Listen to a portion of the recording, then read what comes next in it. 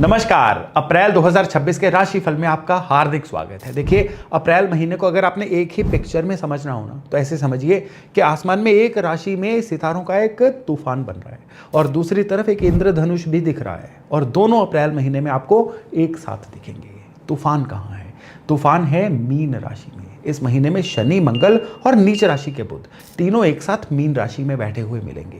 तीन प्लेनेट एक राशि, इसका मतलब है कुछ राशि वालों को इस महीने में कंफ्यूजन्स बहुत होंगी, कुछ राशि वालों को फ्रस्ट्रेशंस बहुत होंगी और कईयों को अपने कामों में डिले बहुत मिलेंगे और कईयों को कुछ फैसले लेना बहुत मुश्किल लगेगा।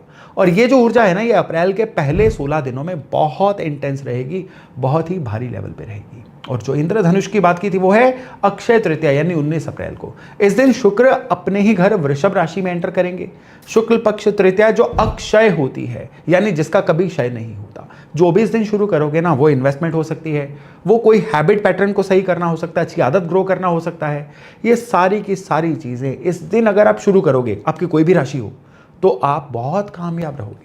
तो अप्रैल महीने का जो फॉर्मूला है ना, ये बड़ा सरल है कि पहले हाफ में चीज़ों को भांपो, देखो, किसी भी चीज़ में रिएक्शन मत दो और फिर एक्शन लेना है ना, तो 14 अप्रैल के बाद ले डालो। ये एक्शन जो है ना, 19 अप्रैल के बाद आपको रिजल्ट्स भी तुरंत दिखाना शुरू कर देंगे।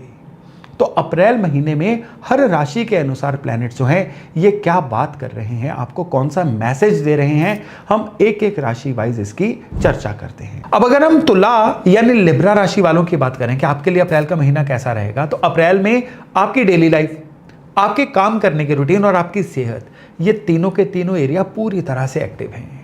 कंपटीशन से आप लड़ाई जीत सकते हो, आपके अंदर वो वाला साहस होगा, आपके अंदर वो वाली ताकत होगी, लेकिन ये चीज़ों का जो प्रोसेस रहेगा ना, ये थोड़ा सा स्लो लगेगा और आपको फ्रस्ट्रेशन भी हो जाएगी। आपको हेल्थ को प्रायोरिटी पे रखना है। आपके जो पुराने चल रहे इश्यूज है ना, ये बढ़ सकते हैं, स्पेशली मंथ के मध्य में। 14 अप्रैल से आपका अगर कोई काम पार्टनरशिप में हो ना, वो इम्प्रूव होगा क्योंकि यहाँ पे सूर्य आपको सपोर्ट करना शुरू कर देगा। और फिर 19 अप्रैल से आपके अंदर एक बदलाव की सडन एनर्जी आ जाएगी, एकदम से फाइनेंशियल गेन पॉसिबल हो जाएंगे या किसी ना किसी तरह से आपको कोई ऐसा धन आने के योग बनेंगे जिसकी आपने उम्मीद छोड़ दी थी या उम्मीद की भी नहीं थी। अगर काम कारोबार की बात करें ना, तो डेली रूटीन थोड़ी सी हैवी रहने वाली है। बिल्कुल, वो कहते हैं ना, डेडलाइन को मीट करना, लास्ट मोमेंट पे कोई ना कोई काम कर देना, लगातार काम में बिजी रहना लेकिन उसकी आउटपुट ना दिखना, ये चीज़ें आपको फील होंगी। लेकिन पेशेंस रखना है, पेशेंस आपके लिए बहुत बड़ा लेसन बनेगा। और 14 अप्रैल के बाद आपके क्लाइंट के साथ जो रिलेशनशिप है या काम कारोबार में आपकी जो बेहतरी है, ये भी आपको बड़े अच्छे से देखने को मिलेगी।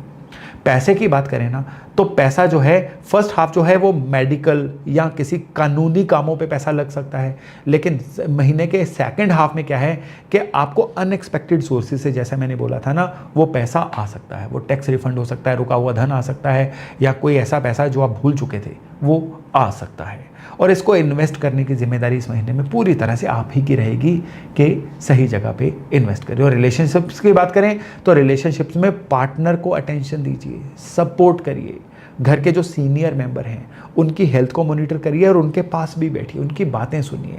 इस महीने में आपकी जो रोमांटिक लाइफ है ना, वो भी बड़े अच्छे से इंप्रूव होने जा रही है, लेकिन महीने के सेकेंड हाफ में।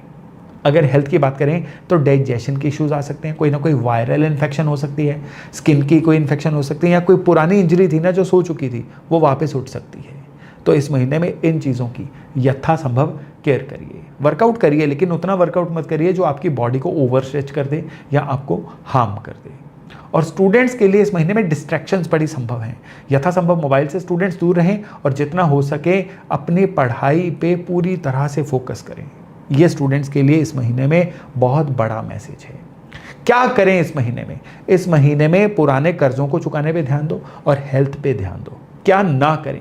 सबसे पहले जंक फूड नहीं खाना है और सबसे बड़ी बात क्या है कि हेल्थ को किसी भी तरह से इग्नोर नहीं करना है। ये नॉन नेगोशिएबल है इस महीने में। उपाय क्या करें?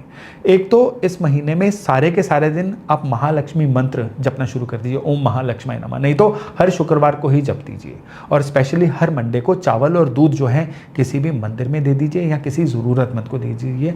इतना भर उपाय जो है ना, ये आपके लिए पूरी तरह से कह लीजिए कि खुशकिस्मती के रास्ते खोलने जा रहा है।